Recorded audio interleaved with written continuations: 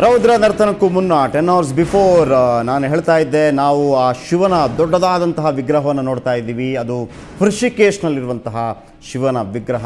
ಎಷ್ಟು ಎತ್ತರದ ವಿಗ್ರಹ, ಆದರೆ ಎಲ್ಲಿ ತನಕ ಗಂಗೆ ರೌದ್ರಾವತಾರ ತಾಳಿ ಎಲ್ಲಿ ತನಕ ಆವರಿಸ್ಕೊಂಡಿತ್ತು ಆ ಶಿವನ ವಿಗ್ರಹವನ್ನು ಅನ್ನುವಂಥದ್ದು.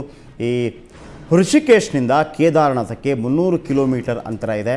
ಅಂದರೆ ಎಷ್ಟು ಸುತ್ತಳತೆಯಲ್ಲಿ, ಅಂದರೆ ಆ ವ್ಯಾಪ್ತಿ 300-400 ಕಿಲೋಮೀಟರ್ ವ್ಯಾಪ್ತಿಯಲ್ಲಿ ಆ ರೀತಿ ಒಂದು ಪ್ರವಾಹ ಬರಬೇಕು ಅಂತಂದರೆ ಇದೆ. ನಾನು ನಿಮಗೆ ಈಗ ತೋರಿಸ್ತಾ ಇರುವಂಥ ದೃಶ್ಯ, ಪ್ರವಾಹ ಬರುವುದಕ್ಕೆ 10 ಗಂಟೆಗೆ ಮೊದಲು, ಕೇವಲ 600 ನಿಮಿಷಕ್ಕೆ ಮೊದಲು ಅಲ್ಲಿ ಯಾವ ರೀತಿ ಭಕ್ತಾದಿಗಳು ಆ ಶಿವನ ಮುಂದೆ ಕೂತಿದ್ದರು, ಭಜನೆ ಪ್ರವಚನಗಳಲ್ಲಿ ತೊಡಗಿದ್ರು ಅನ್ನುವಂಥದ್ದು. ಹೃಷಿಕೇಶ್ನಲ್ಲಿರುವಂತಹ ಆ ಶಿವನ ವಿಗ್ರಹ, ಕರಿಸುಬ್ಬು ಅವರು ಸೆರೆ ಹಿಡಿದಿರುವಂತಹ ಆ ದೃಶ್ಯಗಳನ್ನು ತಾವಿಲ್ಲಿ ನೋಡ್ಬೋದಾಗಿದೆ. ಅದಾದ ನಂತರ ಎಲ್ಲವೂ ಅಯೋಮಯ, ಎಲ್ಲವೂ ನಶ್ವರವಾಗೋಯಿತು. ಈಶ್ವರನ ನೋಡ್ತಾ ಇದ್ದವರೆಲ್ಲರೂ ಕೂಡ ಜೀವನ ನಶ್ವರ ಅಂತ ಅಂದ್ಕೊಬಿಟ್ರು. ಕಾರಣ ಅಲ್ಲಿ ಉಂಟಾದಂತಹ ಮಹಾನ್ ಪ್ರವಾಹ, ಒಂದು ರೀತಿಯ ಪ್ರಳಯ. ಈ ಅಪರೂಪದ ದೃಶ್ಯಗಳು ಕೇವಲ 10 ಗಂಟೆ ಮೊದಲು, 10 hours ಬಿಫೋರ್, 600 ನಿಮಿಷಕ್ಕೆ ಮೊದಲು ಯಾವ ರೀತಿಯಲ್ಲಿ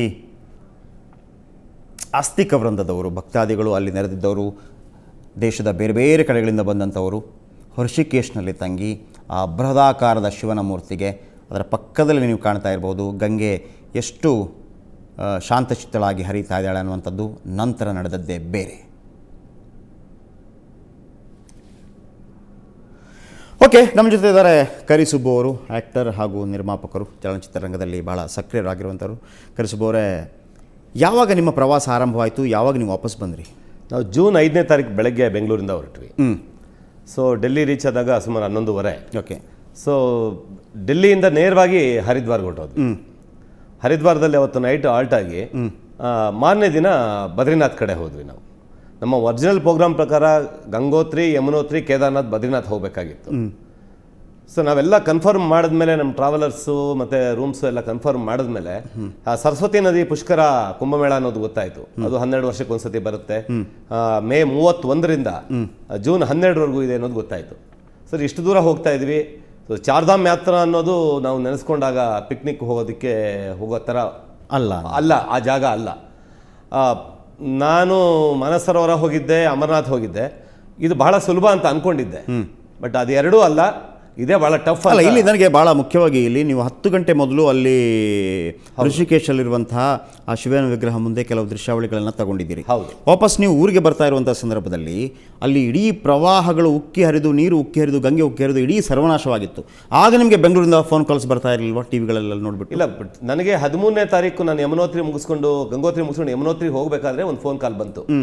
ಇಂಡಿಯನ್ ಎಕ್ಸ್ಪ್ರೆಸ್ಸಲ್ಲಿ ಒಂದು ನ್ಯೂಸ್ ಐಟಮ್ ಬಂದಿದೆ, 14 ಗಂಟೆ 15 ಗಂಟೆ ಟ್ರಾಫಿಕ್ ಜಾಮ್ ಆಗಿದೆ ಅಂತ ಅಂದ್ಬಿಟ್ಟು, ನೀವು ಎಲ್ಲಿದ್ದೀರಾ ಅಂತ ಅಂದ್ಬಿಟ್ಟು. ಇಲ್ಲ, ನಾವು ಗಂಗೋತ್ರಿನಲ್ಲಿ ಆ ಥರ ಏನು ಪ್ರಾಬ್ಲಮ್ ಆಗಿಲ್ಲ, ನಾವು ವಿ ಆರ್ ಸೇಫ್, ಯಮುನೋತ್ರಿ ಕಡೆ ಹೋಗ್ತಾ ಇದೀವಿ ನಾವು ಅಂತಂದ್ವಿ.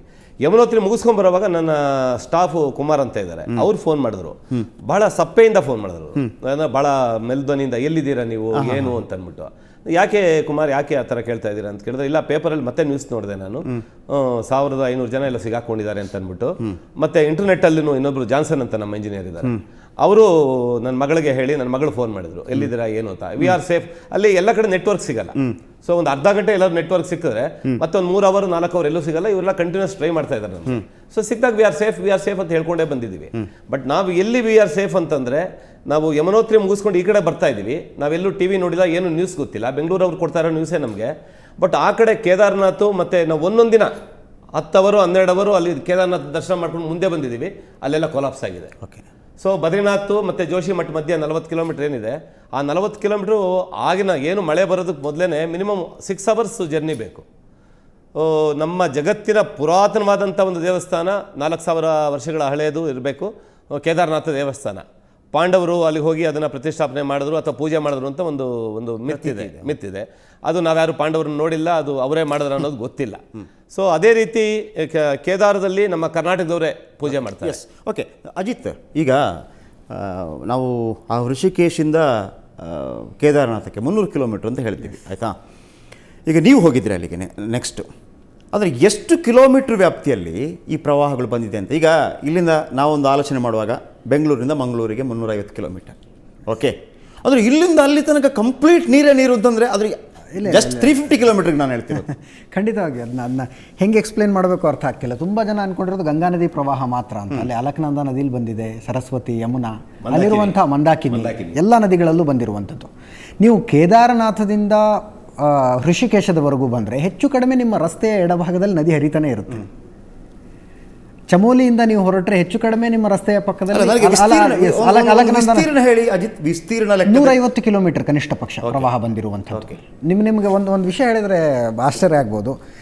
ನಾನು ಚಮೋಲಿಯಿಂದ ಹೃಷಿಕೇಶ್ವರೆಗೂ ಒಂದು ಟಾಟಾ ಸುಮೋನಲ್ಲಿ ಬರ್ತಾ ಇದ್ದೆ. ಅರ್ಧ ದಾರಿಲಿ ಬಸ್ಸು ಅನ್ನುವಂಥ ಊರ ಹತ್ರ ನಮ್ಮ ಟಾಟಾ ಸುಮೋ ಕೆಟ್ಟು ನಿಂತಿತ್ತು. ಎಷ್ಟು ಕಿಲೋಮೀಟರ್? ಹೃಷಿಕೇಶ ಇನ್ನೊಂದು 50 ಕಿಲೋಮೀಟರ್ ಇರಬೇಕು.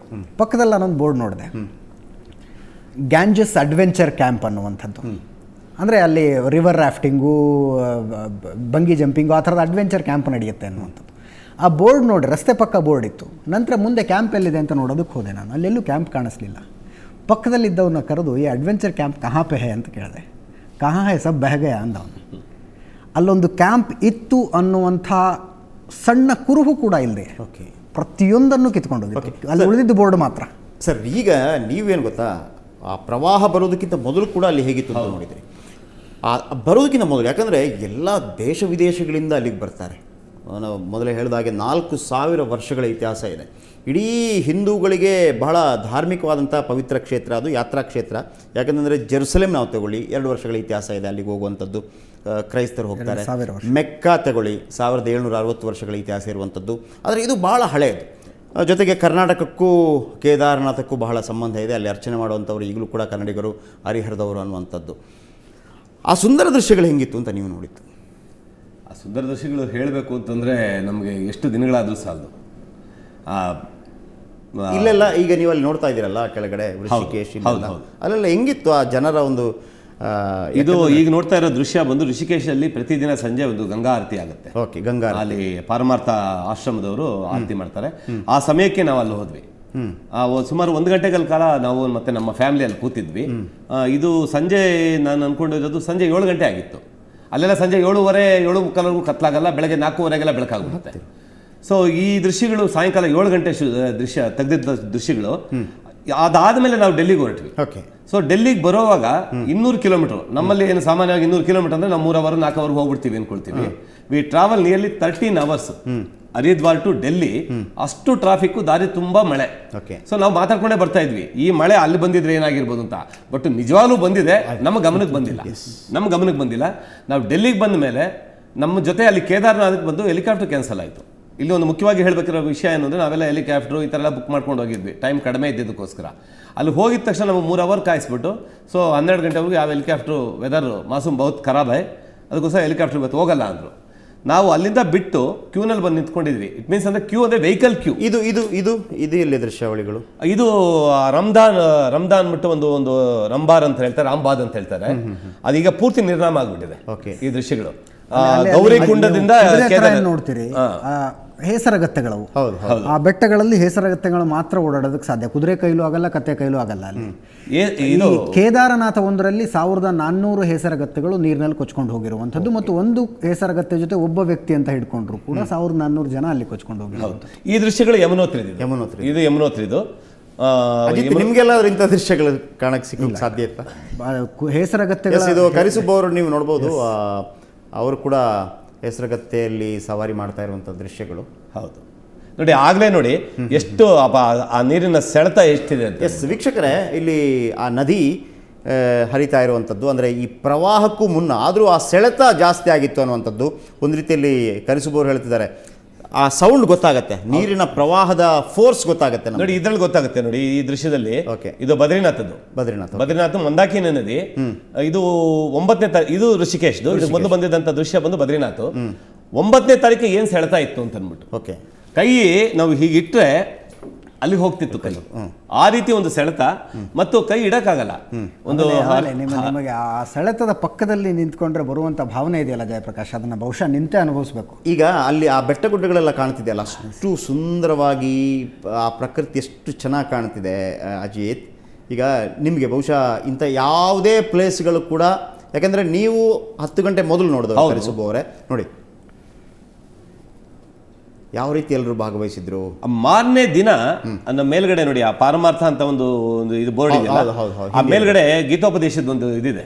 ಓಕೆ, ಅದರ ಬುಡದ ತನಕ ನೀರು ಹರಿತಿತ್ತು ಅಂದ್ರೆ ನಾವು ಈ ವಿಡಿಯೋ ತೆಗೆದಾಗ ಬಂದಿದ್ದಕ್ಕೂ ಮತ್ತೆ ಮಾರನೇ ದಿನ ಶಿವನ ವಿಗ್ರಹದ ಮೇಲೆ ನೀರು ಹರಿತದ ಲೆಕ್ಕ ಹಾಕೊಂಡ್ರೆ ಕನಿಷ್ಠ ಪಕ್ಷ ಒಂದು 25 ಅಡಿ ಎತ್ತರಕ್ಕೆ ನೀರು ಒಂದು ರಾತ್ರಿನಲ್ಲಿ ಬಂದಿದೆ ಅಲ್ಲಿಗೆ ಋಷಿಕೇಶ್ಗೆ. ಅಂದರೆ ಅಜಿತ್, ಈಗ ನಾವು ಇಲ್ಲಿಂದ ನೋಡ್ತಾ ಇರುವಂಥದ್ದು, ಬಹಳ ದೂರದಿಂದ ಶೂಟ್ ಮಾಡಿರುವಂಥದ್ದು ಶಿವನ ವಿಗ್ರಹವನ್ನು. ಹೌದು, ಅಪ್ರಾಕ್ಸಿಮೇಟ್ಲಿ ಅದು ಎಷ್ಟು ಹೈಟ್ ಇರ್ಬೋದು?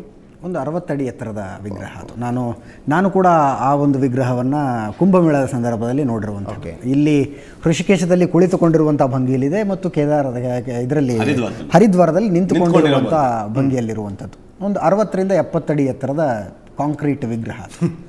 ಅಂದರೆ ಮೋಸ್ಟ್ ಪ್ರಾಬಬ್ಲಿ 15 ಜನ. ಅಲ್ಲಲ್ಲ, ನೀವು ಇನ್ನೊಂದು ವಿಷಯ ಗಮನಿಸಬೇಕು. ಋಷಿಕೇಶಕ್ಕೆ ಬರೋ ಹೊತ್ತಿಗೆ ಗಂಗೆ ಅರ್ಧಕ್ಕರ್ಧ ಶಾಂತ ಆಗಿರ್ತಾಳೆ.